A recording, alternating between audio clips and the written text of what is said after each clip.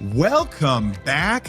Welcome back to another episode of Till the Wheels Fall Off. I'm Matt. I'm Paige. Today we're going to be discussing Paige's last Paige's Perspective episode, which is about why spouses need more than addiction education. I think that your episode is huge, and just based on the responses we got right off the bat, and it's something people needed to hear. Yeah, so I did that episode based on a comment that we received on Spotify, I believe. And if I don't know your name, but thank you for leaving this comment if you're listening. And you said, as the spouse, I'm basically told to become an expert on their addiction, yet they don't have to become an expert on my trauma. So if you haven't listened to that episode, you might want to go back. It's pretty short. It's about 13 minutes long, and you can listen to that. But on this episode, we're going to talk about Matt's perspective on that and how he feels the recovery world might be slipping a little bit when it comes to our experiences. We're going to talk about how it affects the brain. We're going to talk about the amends process and how there's a lot missing from that. And then just so much more based on his perspective. And I'll throw in some of mine as well. Our perspective. Okay, that'll work. I've got a lot of things to say about it because it's true. You know, I've been to world-class treatment facilities. I sat through rehab programs and family education programs, and we've actually got some of the literature with us right now, the very book that you would be handed if you checked into one of these places, one that's very well known and very reputable. Probably tens of thousands of families go through it every year, and not a word about how trauma affects the spouse or the family or the partner, whoever it might be. Stuff wasn't really given to me. I learned this kind of on my own. It was because I had good people around me, but that's sort of conditional based on factors that you really can't influence or replicate. So in our ever-striving mission to change the narrative about what recovery really entails, this is going to be huge. It's going to be a very important conversation, and one that we'll probably build on as time goes. Right. And yeah, again, thank you to the person that left that comment on Spotify. And we appreciate the comments, guys. We appreciate the recommendations. You can leave us a message on like Instagram or TikTok. We've also got right now in the episode description, you can click a button to recommend an episode, a topic, whatever it might be. If it's something that we haven't covered or something we feel is powerful enough that it warrants an episode, we'll do it. We'll do it. We appreciate it. We can't shout you out and we can't reply though. It's a one-way street, this thing, the way it works. You message us and we don't have any information on you. It just dumps into a mailbox and says, hey, you've got mail. Yes, exactly. So, hey, thank you to today's sponsor, SoberLink. If you don't know what SoberLink is, it is the world's greatest accountability device that resembles a breathalyzer. If you're someone like me and you're serious about rebuilding trust, we have to discuss what's going to be different this time. Chances are your words have lost meaning because empty promises, right? We've promised a lot of things and we haven't delivered on those things for one reason or another. What can be different this time is something like SoberLink something like SoberLink. Ideally, change behaviors are the best amends and apology you could ever make to somebody. Am I right? Absolutely. But let's be real. This process takes a long time. Paige said she felt like it took 1 to 2 years for any kind of trust to be rebuilt in our relationship. What if you could expedite that process? What if you could give someone a gift? And it's the gift of honesty, and it's the gift of truth, and it's the gift of accountability. It's truly a gift you give other people, but it's going to help you in the process as well. You sign up people who are on a contacts list, and they get notified every time you use the device, so they can begin to trust you when you say you're just tired or you're acting a little funny because you've worked 3 doubles this week or whatever it is. And okay, they have to trust the data because the data is real. But on the flip side of that, they're going to be able to trust themselves if you've been lying, because now they can put 2 and 2 together and recognize lying behavior. So it's a gift, again, depending on how you use it, can be a gift for them or yourself. But either way, I think it's an amazing tool. And it's never been easier to get into one either. They've removed all the upfront costs. You used to have to buy a device, and then you used to have to buy a plan and reporting plan. Now they've taken that out. With a 1-year subscription, you can get this thing for $19 a month with no upfront costs. And since you're an awesome listener of this show, if you go to soberlink.com/wheels and enter your email address, they will send you a coupon voucher, and then they will mail you a $100 Visa gift card to apply toward really whatever you want, but ideally toward that monthly plan cost. So it reduces the cost of that monthly plan, and you're just renting the device. When you're done with it, it goes back, right? It's amazing. And I can't think of a reason you wouldn't want to get into one of these things if you're in a position where you think this could be helpful for you. And if you're on the other side of a relationship and it's cooked and you're done and you just want to make sure your kids are going somewhere safe, SoberLink has always been there for you in those situations, and they'll continue to be there for you in those situations. It's court admissible in all 50 states and in Canada, trusted by over 200,000 people, judges, lawyers. They all get it. And they know this thing exists, and you can get these written into your custody agreement. So at the very least, you can't change that person. You can make sure your children are going somewhere where you know someone's going to be sober. At the very least, won't make them act right always, but at the very least, they're going to be sober, right? That's true. So again, soberlink.com/wheels. While you're on the internet, pop over to twfo.com. Check out everything that is TUFO. We've got some sweatshirts left. Not the one I'm wearing right now. This was a one of one because I'm the only guy that likes navy. I love that. I wish we would have gotten that color. Maybe we'll do it sometime. But we've got sweatshirts up there. We've got stickers. We've got maybe a few hats left. Recovery rocks. We've got recovery rocks. It's got our logo on the front and on the back. Oh my goodness, I just dropped that thing. I almost threw it. On the back, it says, "Thank you for being my rock." This is a really cool way to acknowledge the journey that someone else has walked with you through recovery. Spouses and partners don't get a lot of recognition. Very, very little. In fact, they're usually just called codependent and left to drown. To go deal with our own shit. That's pretty much what they get. So this is a really cool way to acknowledge what they've been through. Yes. If you're still together, it's your journey, both of you, right? It's not just yours, the person who's trying to get sober and rebuild. It's really important. So you can find out more about us, twfo.com. And let's get this thing going. Yes, And, let's go. We've been on this thing for a little while. Apologies in advance if you start to hear a weird droning noise. So this awesome kid up the street mows our yard once a week. And we had to stop this episode a moment ago because he came too close to the side of this window that we're near. And I had to stop it, and we're going to restart it. But he not only mows, he's just a weed whacker. So when he gets over here with that thing, I always we're call not it a stopping. weed eater. It's a weed eater. Yeah. No, I just think it's funny. I hear people say weed whacker, but I always called it a weed eater. It does eat, but it I also think it whacks them. But it's funny because we're from the same place. Like we grew up in the same city. Yeah. But we say something different. I think I interchange. I switched the two. Do you? Yeah. Well, I was kind of smirking during the ad conversation because I heard him getting closer and I was like, oh my gosh, he's going to stop. He's going to stop the recording. And you didn't. I didn't. I'm going to try to muscle through it. So apologies in advance. What in the world was that noise? I just knocked over my pen holder. It's okay. It's all good. Just pins It's over all the right. floor. Okay. It's nothing, man. All right. Y'all heard our rant. Let's go on to the next thing. Okay. Let's get into it. Let's do this. Okay. So I really want your perspective on this. How do you feel like it can, okay, hold on. A lot of people would come to me and say that, oh, well, they do the 9th step. Okay. They have amends. They make amends. They're able to tell you they're sorry. So don't come at me and say that we don't understand your experience or whatever. I'm like, okay, that's very surface level things. The 9th step is just like, okay, I'm sorry for what I did to you.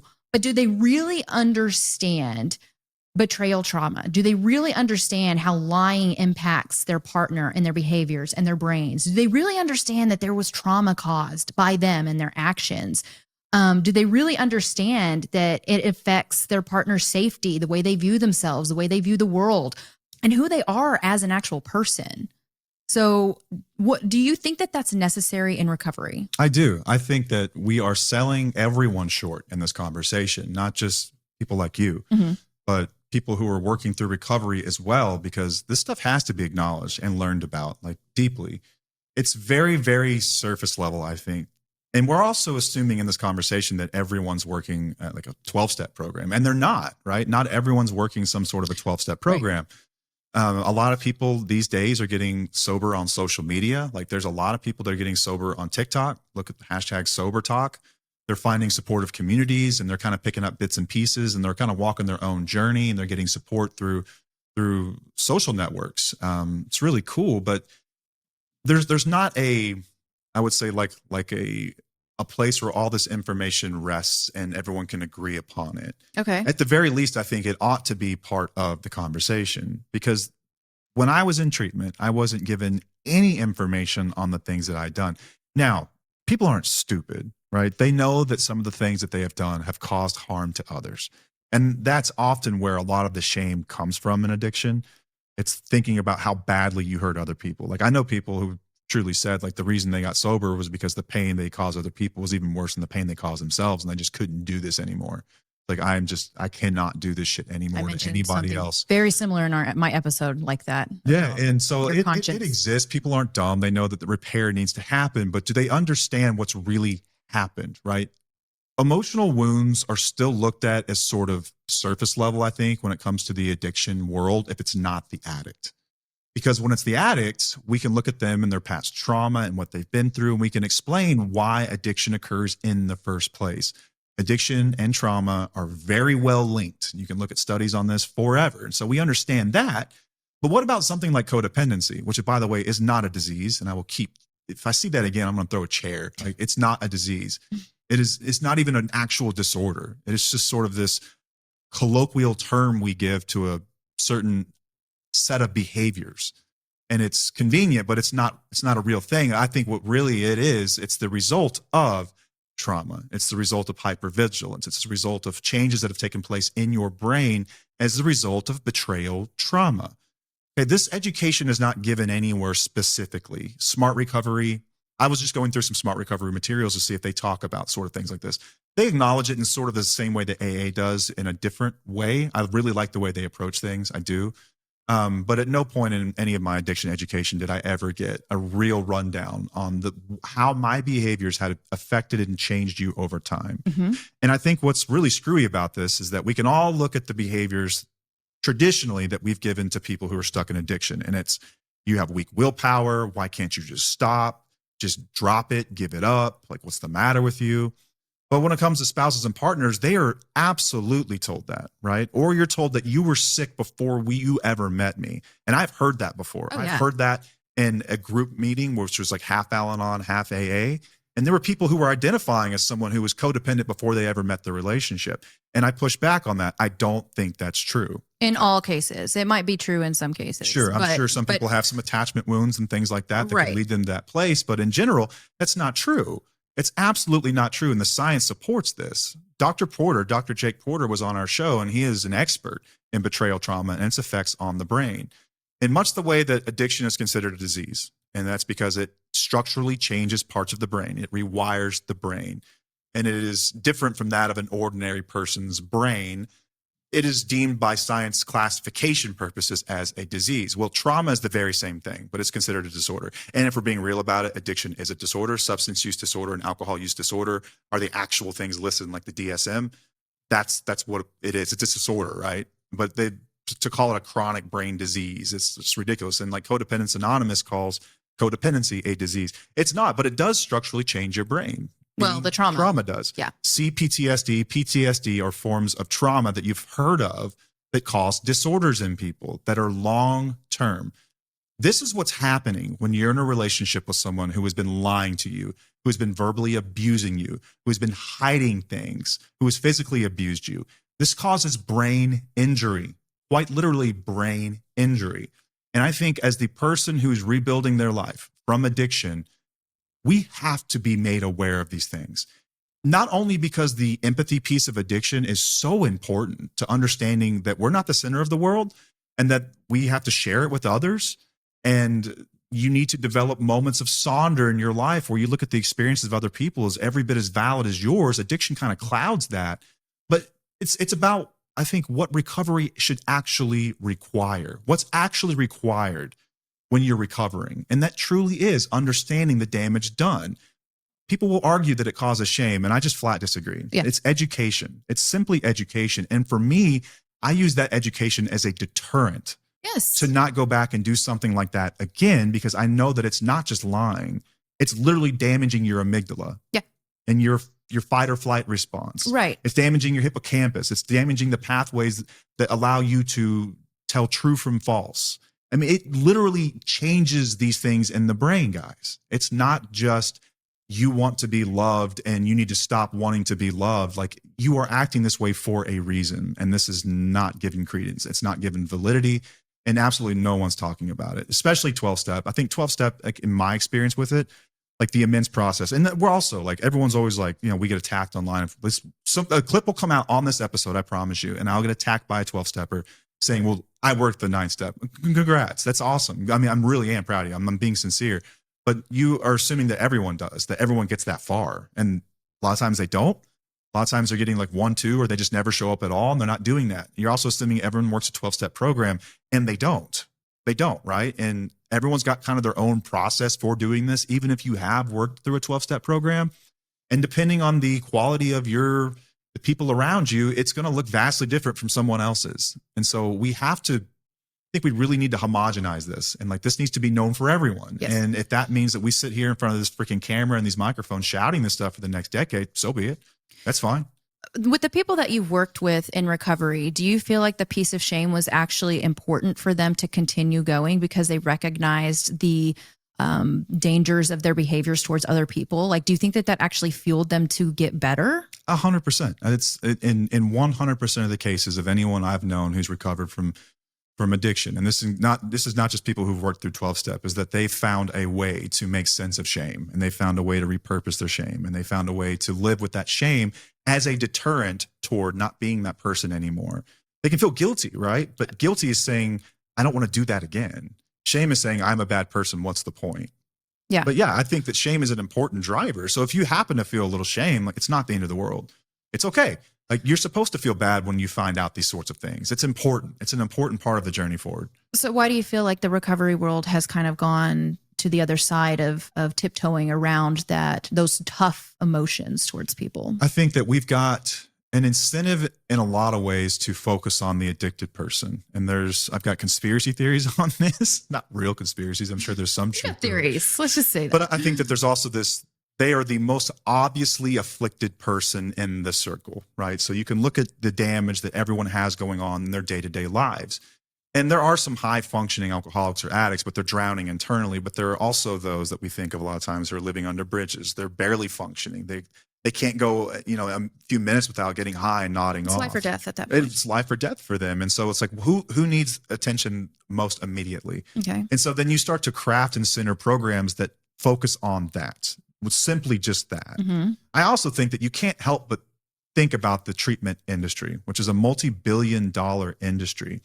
And who is it supporting, and who's paying their bills, right?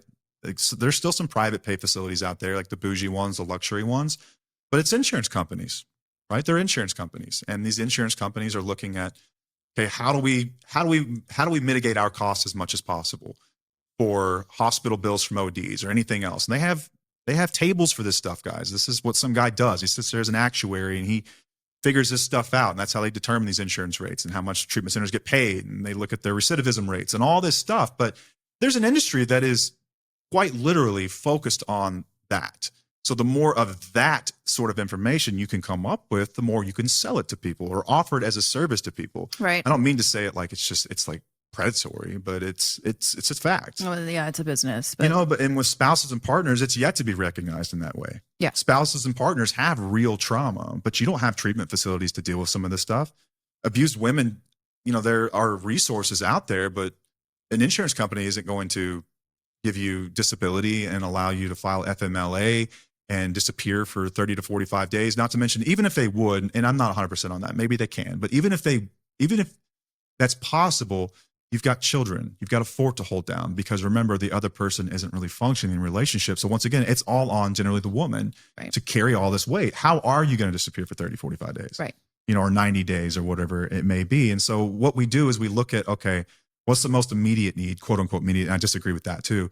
What's the most quote unquote immediate need? How do we service that? How do we service that industry? Well, and I understand that their goal is to get somebody sober, but I almost feel like their goal is not to keep somebody sober, because in order to keep somebody sober, you have to prepare them for the real world and like the things that they have to deal with within their relationships, and to deal with the action, the accountability piece and stuff. But 30 days is not enough for you to not even close, even do not that. even close.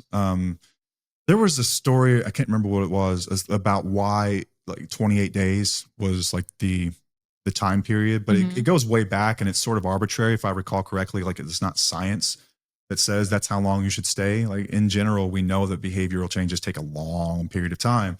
But you're right, in a treatment center, what you're generally getting is you're getting it out of your environment, which is good things, positive. You're getting detox, positive, good things. And you're getting, usually after a week or two, clear-headed enough to start to gather some information about what you're going to do when you get out. Mm-hmm. And some of them do some decent jobs of outreach, like they call you once a month, but it's self-reporting, right? Right. How are you doing? I'm good. It could be with a beer in my hand. They don't know. Yeah. You know? Yeah.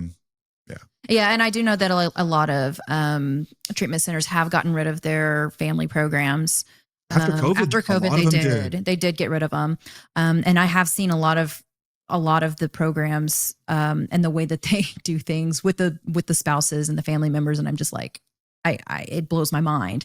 Yeah. I have seen a couple out there that have actually gone the route that we've gone, where they actually recognize the trauma. I haven't dug deep into it specifically, but I do know that they have changed some of the verbiage a little bit to where it's not like, oh, you're codependent, you're an enabler, you need to just go get your shit fixed. It is more of like, okay, we know that their actions have truly impacted you, and here are the things that you need to do to know, get better or work on those things. Yeah. And conversations like that are like 1% of the 1%, if they're happening at all. It's not common. It's not what you're finding commonly, right? No. Commonly established, it's that you're a codependent.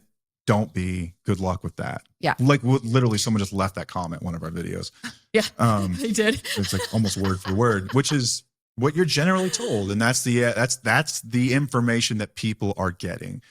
And the people that want to argue assume that everyone got their information from where they got it. And I'm telling you right now, on the other side of this thing, and as someone that's very open to all passive recovery for both sides, these conversations really aren't happening. No, they're not. They're just not happening, man. And like the shame piece of it all, I think a lot of it boils down to that. What can we do to make this person's recovery journey more successful? And at some point, somebody decided to sacrifice a family, a spouse, and a partner in order to do that.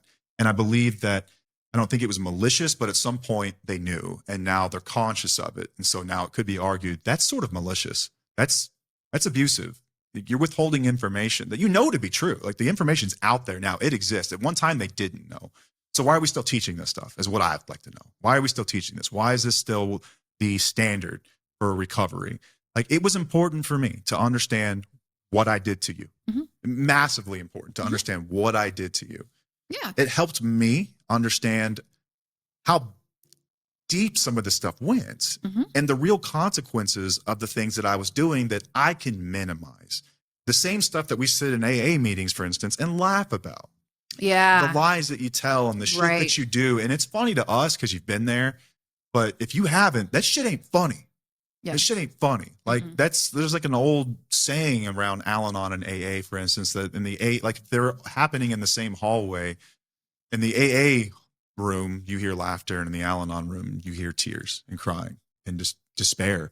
And that's the truth, because those things that we minimize and those things that we kind of laugh off, and it's like, yeah, I lied. Yeah, I cheated. Yeah, I did whatever it was. But like, that's not a reflection of who I am. I have a disease.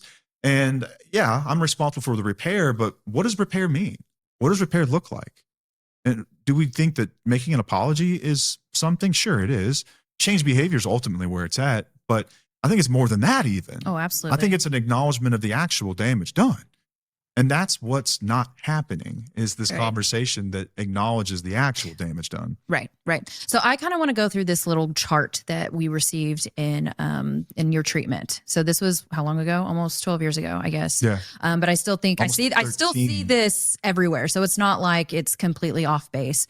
But I read this to Matt earlier, and I was like, I want to see if you can come up with the problem with this. And he was able to figure it out very quickly. So you want me to just go through it real quick? Yeah. Okay.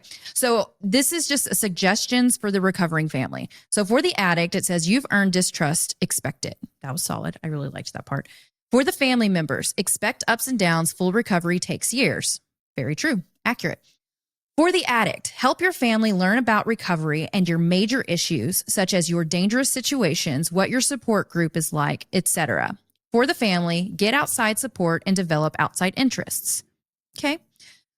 For the addict, invite your family to join you at group meetings and make opportunities for them to meet some of your new positive friends. For the family, get involved in your own recovery, learn more about recovery and how it can affect families. This is about the family systems and the family dynamics is what they're referring to, and how we all play a part within the dynamics, which that's a whole other episode that I could go off on. For the addict, be open yourself to meeting your family members again, because you may be seeing them in a new light, seeing they have strengths and weaknesses you never noticed before. For the family, Keep your home as free of drugs, psychoactive medicine, and alcohol as possible. For the addict, try to make at least one family member, a partner in recovery, someone you can be fully open with and rely on. For the family members, make your expectations and rules clear and confront problems honestly, but avoid giving lecture. For the addict, do as much for yourself as you can without relying on family, but when you have a legitimate need, don't be too proud to ask for help. For the family, be open to meeting some of the ex-addicts' new friends and joining in some recovery group activities. For the family, don't try to protect the ex-addict from normal problems or provide help where it's not needed. Okay, but what's missing here? There's nothing in this about the addict understanding the damage they've done. Almost every single one of those is geared toward the family supporting the addicted person. And the degree to which they insinuate that you need to have a recovery of your own, they don't tell you what that looks like. Well, They don't tell you exactly where to go. I mean, no, it does. Al-Anon's basically it tells you over and over again where to tell you. It says Al-Anon throughout the entire book. That's basically it. My problem is that it's telling the family members to be involved in their recovery as much as possible. Go to their meetings, understand them, meet their new friends, but never does it say for them to go into their recovery area and to learn about them and what they're dealing with and what they've been through. It doesn't say that. It's all about you again. Right. And I think that it needs to be both. That's why we always say you recover separately, but together. Truly. Both people have been harmed here.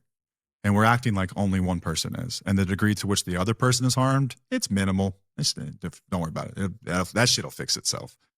And it's just not true. Like, there's this old joke in AA that like, Al-Anon is referred to as quote unquote the enemy camp. The enemy camp. Why would that be? Because you're held accountable there.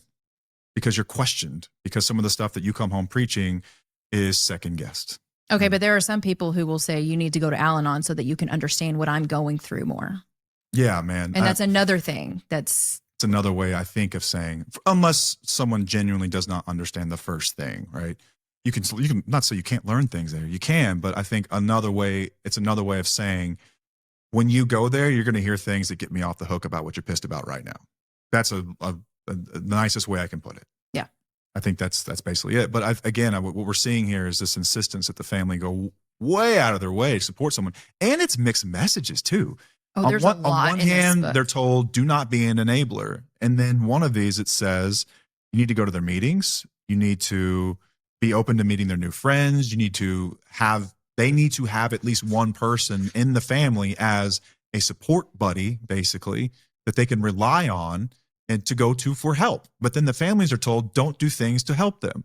And this is confusing rhetoric. This is what I think people get so confused about, is that it's mixed messages and it's all over this thing. And this is like a 100-page family education manual. No, there's only parts on the family education. This was the thing I left with. This was everything about you, like the addiction and stuff. But there were some sections on the family. So that's what I was going through earlier. And I mean, look, guys, it's not all bad. Like there's some solid stuff in here. Don't get me wrong. Sure. Like we're not nitpicking all this stuff or anything like that. But I think that this is such a big issue that does need to be addressed. But there was a part in here that was talking about letting go.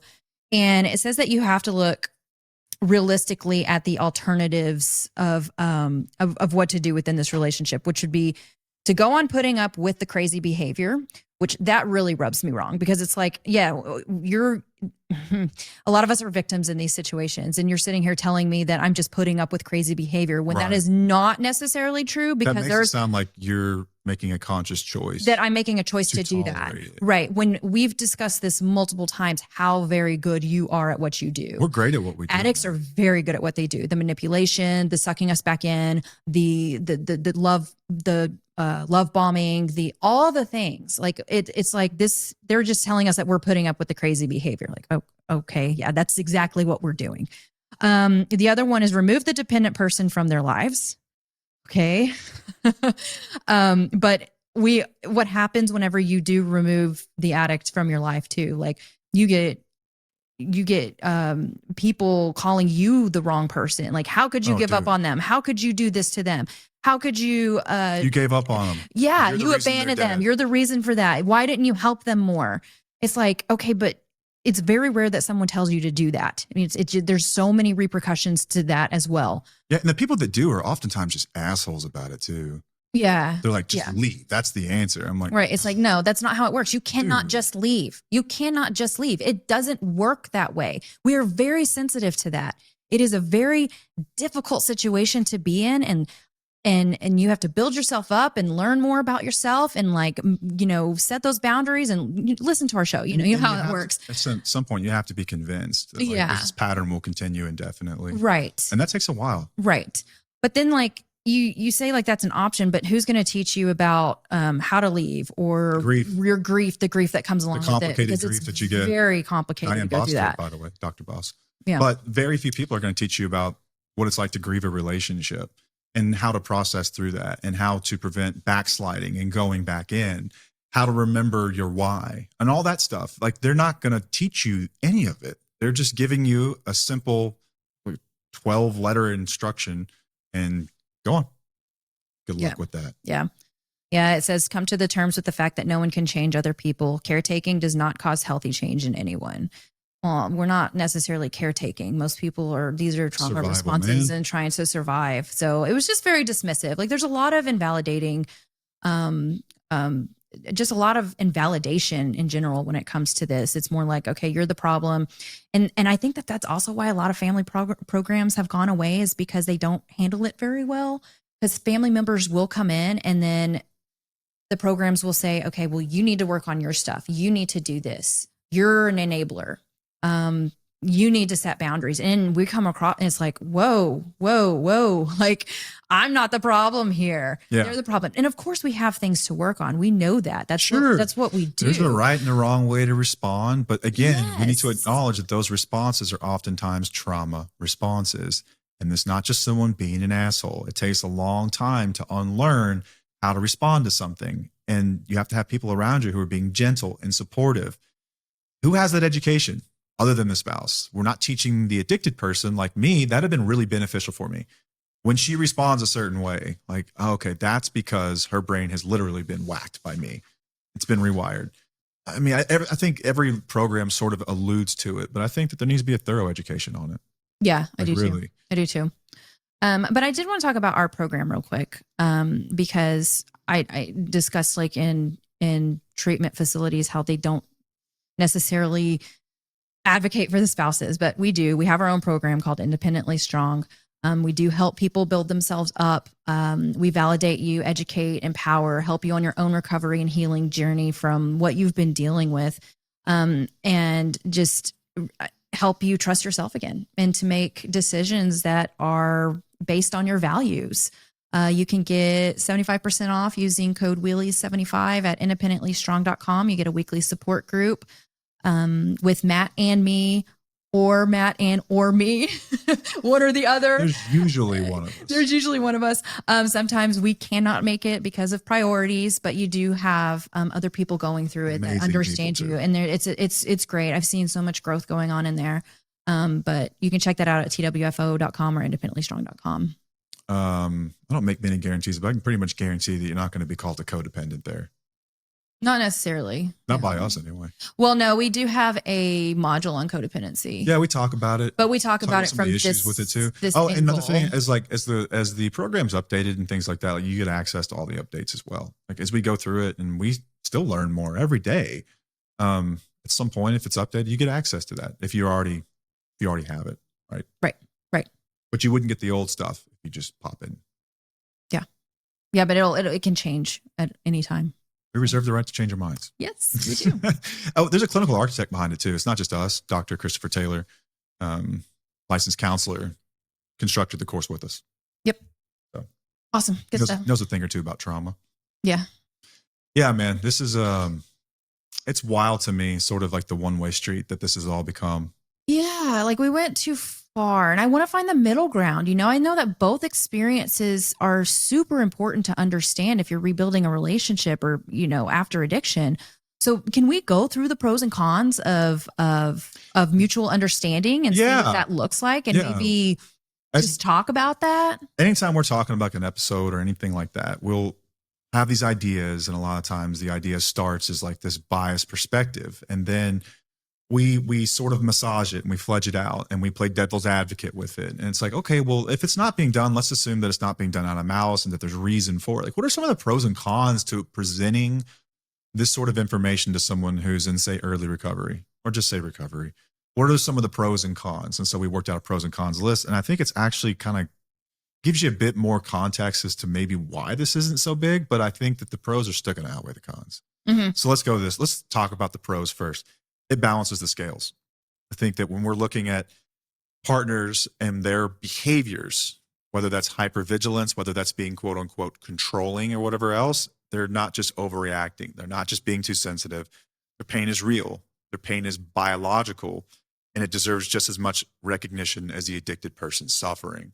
It balances the scales in that regard. And I think about any sort of a relationship is going to require mutual respect.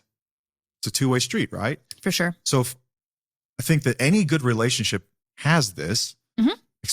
Like any right, customer and business and husband, wife, friends you've grown up with, there's mutual respect there. There's me having respect for your experience and you having respect for mine. Yeah. And I know some people may think that I don't have any respect for your experience, but insane, I have so much respect for your experience. That's absolutely just because insane. I don't talk about like the addiction part of it and understanding that. Like I do understand it. I think many of us understand addiction. Like the majority of the world is probably better than a lot of people who are actually dealing with it. Well, I mean, if you read The Biology of Desire, it will tell you all the different ways that we are addicted to different things. Like, I mean, our phones, love, all that stuff, whatever. It's not like we don't understand, but either way, I've just, I don't know, I've been called out before about not understanding you or whatnot. And I understand your experience. I know why you did what you did. And I've said that a million times. But when it comes to the addiction piece, and I think that you would say this too, like that's just the small part of it. Yeah. It was the behaviors that needed to change more than anything. For sure. Man, it kills me when people attack you at any point because I'm your best friend, your husband. I'm going to come for you. If you get a nasty gram on the internet, it came from me. It's not her. Okay. There's a 99% chance, but either way, this part has always killed me. It's like, you don't understand what I'm going through. And if you've never been there, you can't understand it. I think that's bullshit. I think that 100%. Addiction in various forms is part of the human experience, right? What is addiction after all? This is a haywire reward system. This is you getting reward from something. And I would argue anyone who has a cell phone is addicted to it. So you can figure out what it's like really quickly. I'm sure you've tried to be on your phone less, and it's tough, right? You understand addiction. Okay. It's a little different when it's a substance and you get like physical withdrawal and sort of the way it changes your mind. But the wiring is all the same there. Okay. Like, it's part of, I think, something anyone can really grasp and understand. The people that say you can't talk about it because you haven't been one, it's bullshit. I guess depending on what you're talking about, but it's sort of bullshit because I think anyone can understand what it's like to be human and to desire something. And you have so much empathy for the experience of people like me and me specifically, because you know what went into that. You know about the trauma that was behind it. You know about everything. And that's because you care and you love me and you understand it. And we've been together for so long. But I think any spouse or partner can hear that and be like, well, I understand too. Partly because it was insisted that you learn these things. You need to learn more about addiction if you're going to solve addiction.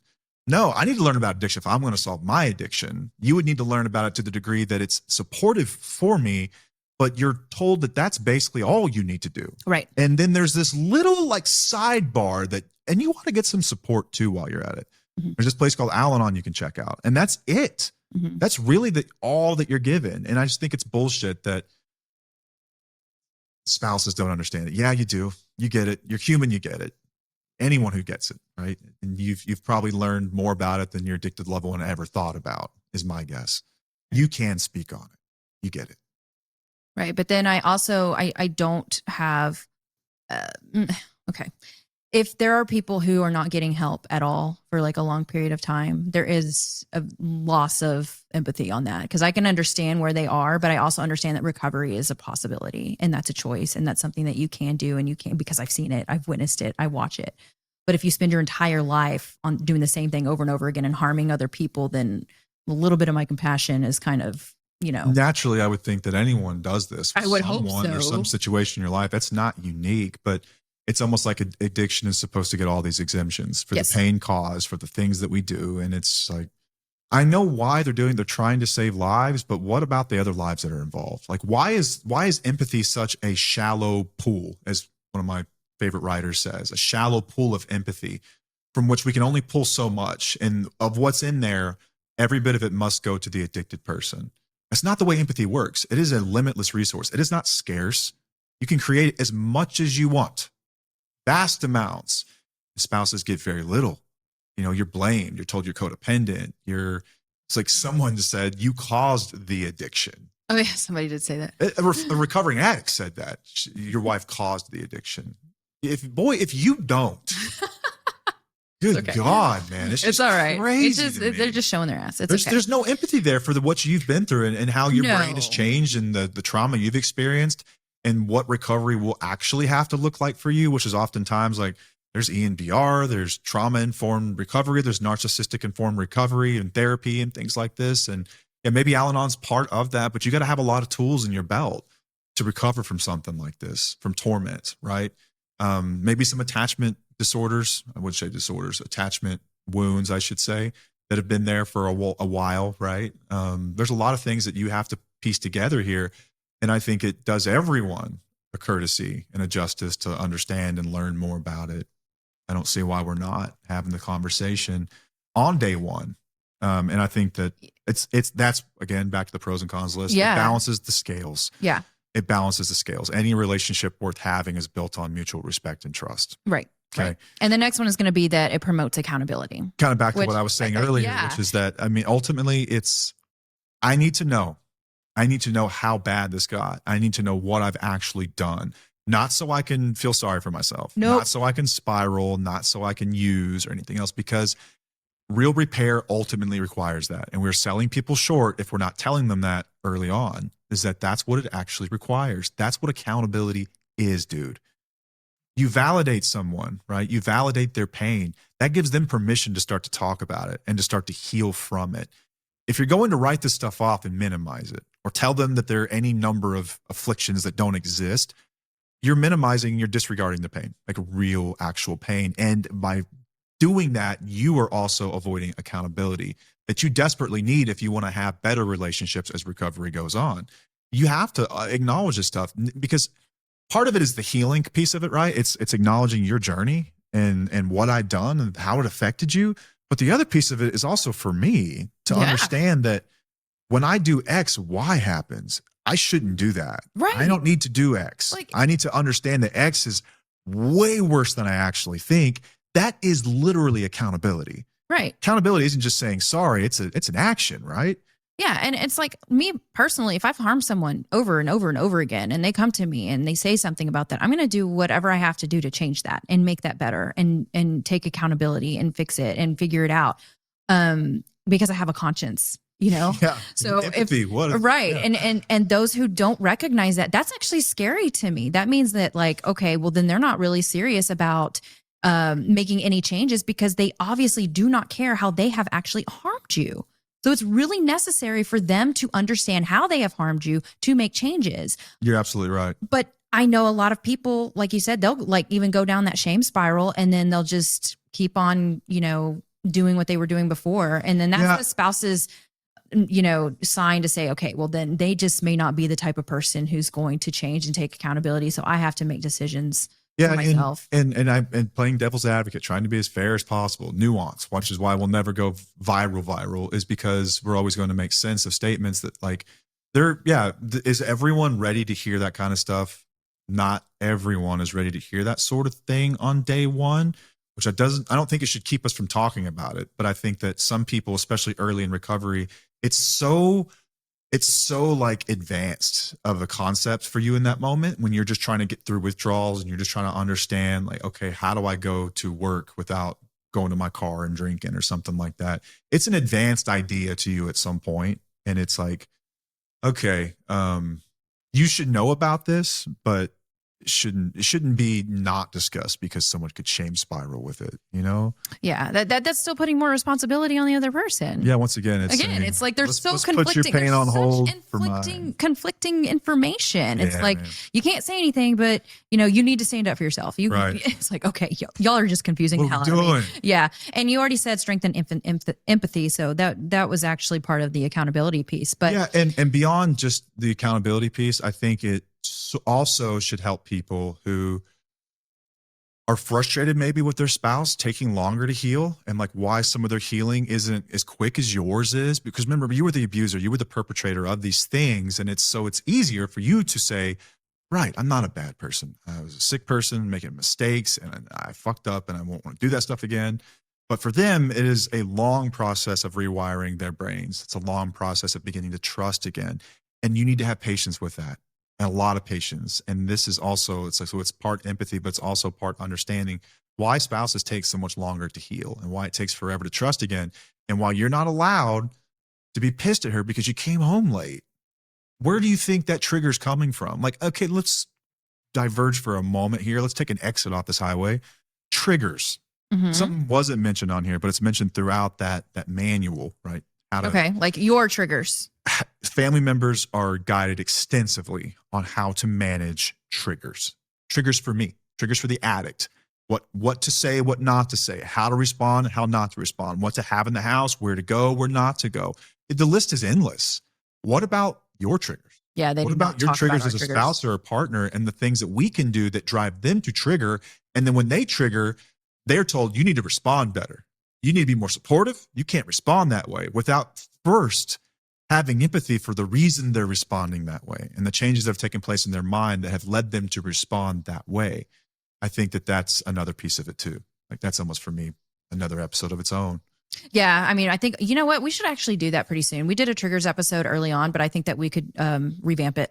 Yeah, man. But I think triggers, obviously it goes both ways. Yeah, it does. It does. But ours are we need to understand it too. I talked about this in my Paige's Perspective episode, is how not only do you guys need to understand our trauma and what you've done to us, we need to understand it too. Because a lot of the times we don't know what our responses are, or why we feel stressed, or why we are hypervigilant, or why we're doing things that are very out of character. Most of the time they're trauma responses, and we need to acknowledge that and recognize that and see that and understand that we need to heal from that. Yeah. So we need to understand ourselves just as much as they need to understand us too. Yeah, absolutely. And I think that spouses, and like especially Paige here, gets a lot of shit from people for like, oh, so you're just perfect. You don't have a part in any of this. It's like, no one said that. No one said that. Like there's a lot of stuff that you've worked through when it came to the way that I behave and I show up. But you've also got recovery for everybody. And this is really, recovery is the wrong word. Growth for everyone should include some semblance of discovering where you could just do better in general. Yep. And work on that kind of stuff. And it's like everyone's got a responsibility for that. And no one's saying they don't. Like, don't hear what I'm not saying. We're talking about this specifically. Yeah. Just want to make mention of that. No, that's good. That's awesome.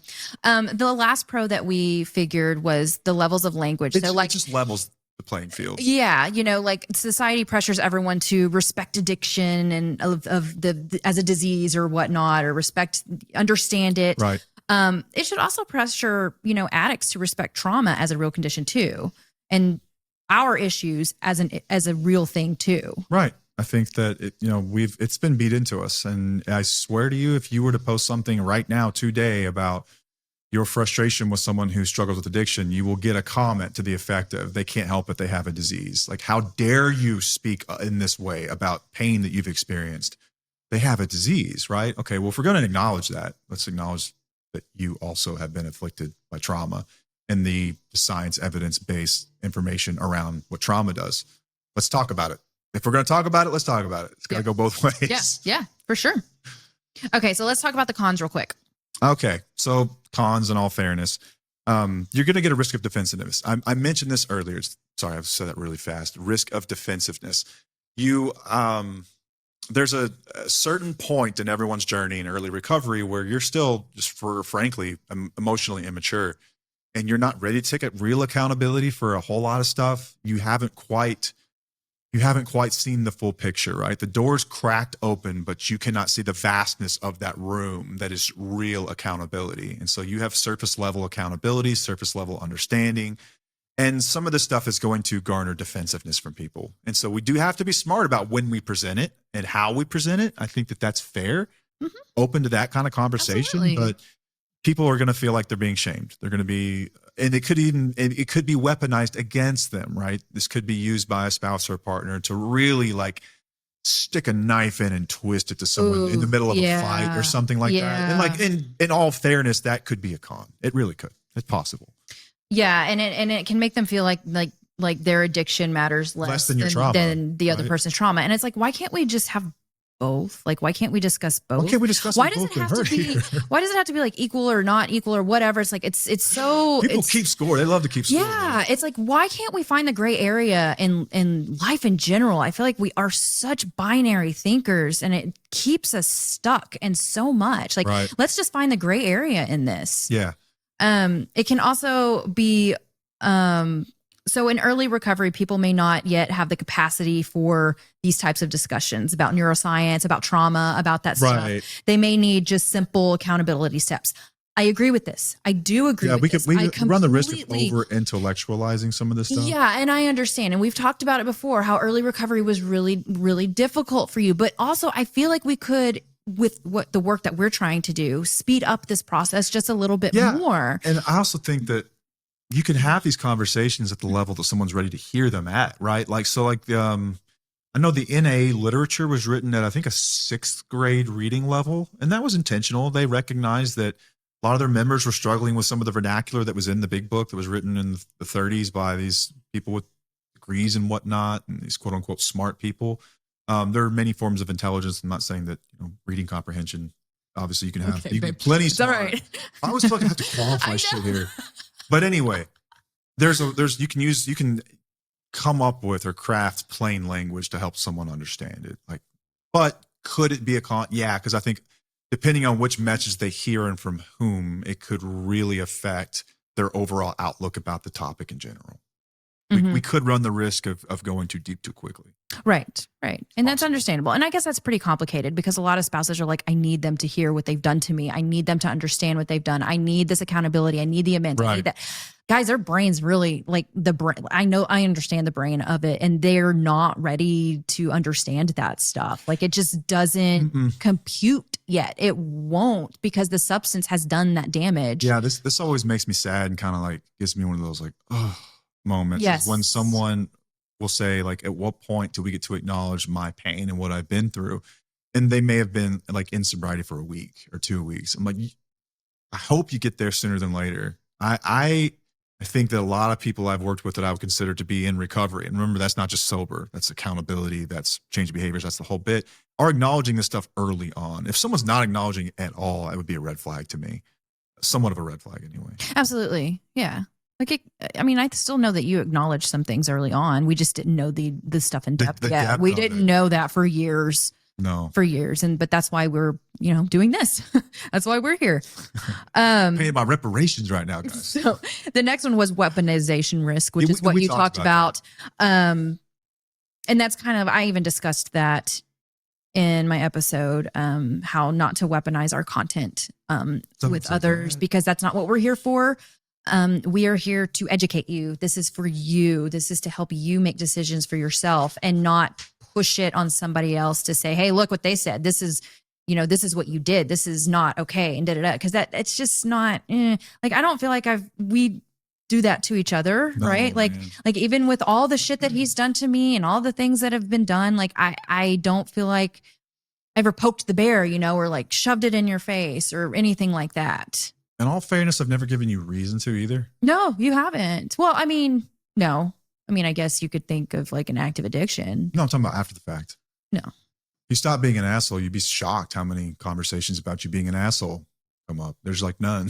No, it's just, I don't think it was necessary for us. But I do know that there's a lot of hurt and that might be a lot deeper than what we had gone through, because we've talked about this before. We were 26 years old when he got sober. So we were young. We did have, obviously there was a lot of stuff that happened. There was a lot of lying. There was a lot of just dysfunction and unhealthy stuff. But it didn't happen for a long amount of time to where I completely despised you. Yeah, you know, like I didn't hate you and yet I was still okay with moving forward with you because you were showing me that you wanted to change or whatnot. So I do understand and recognize that some people have a lot more resentment. They have a lot more hurt. They have a lot more things that they need to get off their chest to discuss. And you will be able to get to that point at some point or you won't. You know, it's just really up to you it's your pain tolerance and what you are willing to deal with anymore. Yeah. And to add on that, everyone's got a different level of just tolerance in general for what they will and will not deal with and what they can kind of process internally and what they can't. And like, that's going to be individual in a lot of ways, I think. And there's gonna be some people, like, remember, there is such a thing as a total relationship. There is such a thing as having gone through so much that the work to repair would be more than the useful life of that relationship. That makes sense. Like, it would take, like, say that it could take forever or never. There was this, there was a TikTok reel, I think, about this guy who had an affair, I think, like 5 years prior. He didn't give a lot of details because he's kind of like a poor me reel. But at the same time, I think he kind of had a point. Okay. 5 years after the affair, his wife was still bringing it up in public around their friends. She was embarrassing him at dinner tables, like with groups of people, around his coworkers, and like really rubbing his face in the shit that was on the carpet, you know? Yeah. And it's like, I think that it's totally valid to be hurt and like despise someone after something like that. I'm just wondering why you would rather do that than move forward without them. You know, like, it sounds to me at that point, like that hurt could just be like, that might just be too much to come back from. That might be totaled, is what I'm saying. It might be. Yeah. And if you're at that point, like, consider that. Right. Just, that's all. Yeah. Okay. Solutions. Okay. Well, what you got? Putting you on the spot. I'm gonna sit back here and watch. Okay. Well, this really just is a reminder that your experience matters and you matter. And there's a lot more going on here than you just being angry, right? Like it's deeper than that. And a lot of people, we don't recognize that. We don't realize that. We won't know that for a while. And I mean, that's why we're here to educate you and let you know like why you're angry. But I'm sorry to leave you hanging there. Hang on. The reason I had to do that, I bit my lip so bad just now. Why? It just tastes like there's pennies in my mouth. Let me see. Yeah, you got a little blood. It's good. Is it because you had gum? You're not supposed to be chewing gum, but no, but it's okay. I bit my lip in the process. Anyway, I think at the end of every episode, you're like, okay, that's like really good information. Now, what the hell do I do with that? Okay. I think there's a few different ways to look at this. If you are someone who's got a spouse who is in addiction, like active addiction, if they're still actively using, or maybe they're giving sobriety like a really half-ass effort, and you want them to know this sort of stuff, could it hurt anything? No, not necessarily. I think you just have to really tamper your expectations about what they're going to do with it, if that makes sense. And I think it can work in one of two ways. Could this get someone to a point where, like many people I've known, they realize how badly they're hurting other people? And I would also encourage you, go research and watch the videos that Dr. Jake Porter's put out there about betrayal trauma and its effects on the brain. It's really, really interesting, fascinating stuff. You guys can watch that stuff together. But I wouldn't expect them to do much of anything with it. I just wouldn't. I know that so many of you think if I can just explain this in a way that's got depth and weight, they're going to wake up. False. That is not always the case. Oftentimes it's consequences that get people sober, not the threat of them. It's consequences themselves that get people sober. Remember that, whatever that looks like. Consequences can come in numerous ways, right? But I'm not sure what they would do with it, right? Probably invalidate it, probably maybe argue with you about it, depending on how educated they are about addiction or how indoctrinated they are into a 12-step program or the literature or anything like that. I know that what you would have done is that you would have made me feel like an idiot for even bringing it up. Yeah, probably would have invalidated it. You would have seriously made me feel like oh my gosh, like something's how Wrong with me. Like it would have been, oh, it's weird. Like thinking about those fights. Like you haven't done that kind of stuff in so long that I have kind of forgotten about. Let's keep you it there. Doing that. Next topic. No, but really, I would have. I know it would have. I would have been like, you're being effing dramatic. Are you serious? Oh, like you act Oh, like you're being too sensitive you about act this. like That's you so grew up in a stupid. war zone or something. Yeah. Like, you got to be shitting me. Like, give me an effing break. Like you have trauma. Yeah. Whatever. Yeah. You don't even know what I've been through. Yeah. Because I lied and came home a little late, or because I was, I didn't answer the phone call when I was on that trip, and oh, you have trauma now. Poor you. I would have 100%. I would expect something similar. Yep. Just know that, please, Yes. going forward, because I know that a lot of you like want to learn. You want your loved one to learn and care as much about this stuff as you do. And Yeah. I'm trying to get these fools on board. I'm trying to pop up on their FYP. Yeah, but I think this is important, like for couples that are like going through recovery more, like most importantly, like, and also with people who are in addiction, like, again, you can't really, there's nothing that you can say that's going to make them have an aha moment. It's like gotta be their consequences. And if you're someone who's out of a relationship for whatever reason, whether that's by choice or by force or whatever else, restraining order, no contact order, whatever, doesn't matter. I think this ought to be really validating for you. And I hope that you feel validated by the information, and that I would stand up in front of a stadium full of people and fight on your behalf with this. And I know that Paige would too. 100%. And you're not crazy for feeling the way that you felt. You're not crazy for hearing this and nodding along going, you know what? That is kind of effed up. That is kind of messed up, to the way that the world kind of forces us, but no one else has to learn about what we've been through. And you're right. And I hope it's validating in that sense. And I hope that you've gotten something from it. And for the very small percentage of you that are trying to work this thing together and you're really genuinely giving it a shot, like this is, and I'm excited because that's a conversation that you guys can have now as opposed to years and years down the road. And you can begin to acknowledge things at a quicker pace than pretty much anyone else is going to. And that's huge. That's massive. That's powerful. When you can begin to see the person that you've harmed in that way and really develop empathy, like true empathy for them, things will change in your life. Things will change in your relationship. You will have mutual respect like you hadn't before. Remember, they've done a lot about learning what is going on with us. Mm-hmm. You have to do the same thing. Equal effort into what's going on with them and their own recovery. When spouses and partners say, we have to have recovery too, dude, it's not like I remember this when I was a kid. My brothers would have a birthday and my grandparents would always feel bad that one of them was being recognized and the other one didn't. So they would bring us like a little gift too. They're not saying it because they want to like join along. Like they literally do need recovery. They actually need their own recovery. But this is what it looks like, right? And it can look like if you Googled addiction recovery, you would come up with more options than you can shake a stick at. Mm-hmm. And they would get basically one or two. That's it, man. Maybe three if you count us. That's pretty much it. So they have to have recovery. And so for those of you that are actually trying to work through it, I think it's amazing. But I think for the probably the biggest slice of people that are listening to this, it's probably just going to be really validating. And it's going to remind you that the person in your life that has led you to this place doesn't give a shit about this. And that's more reason to not respond to that text message or to buy that next lie or that next promise or whatever the hell it is, because until they're about this, they ain't about it. Mm-mm. They're not. Yep. Ooh, that's solid. I think so. My advice. Your hangnail busted open. Oh, it's gooey. You can wipe it on me. No, I need to go wash it so it doesn't get more infected. Bro.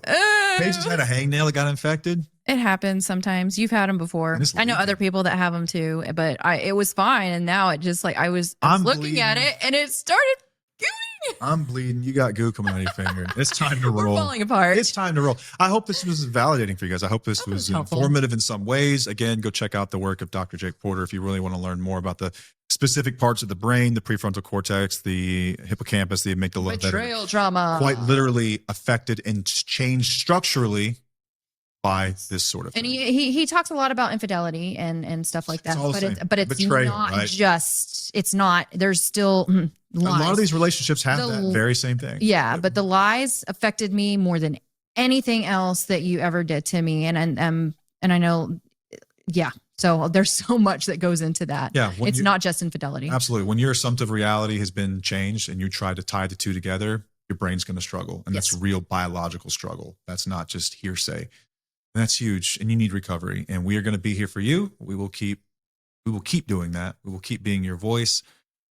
And so appreciate you. We appreciate you guys' support. If you haven't left the show a review, we'd really, really appreciate that. Reviews are like the greatest way to help give back to us that costs you absolutely nothing. If you've ever wanted to contribute to the show in some way, we have Paige set up this buy me a coffee link, and you can do that. You can set it up on a one-time basis or a recurring basis. You can find out more about that in our link, like social media links, like our bio. Oh, it's also in the show notes. It's in the show notes too. Forgot about that. I put that in there. Yeah, but we appreciate y'all support. Like, we wouldn't be here without you guys. We're gonna keep doing the deal, and as long as you keep showing up, we will. So until next time, I'm Matt. I'm Paige. We'll see you. Bye.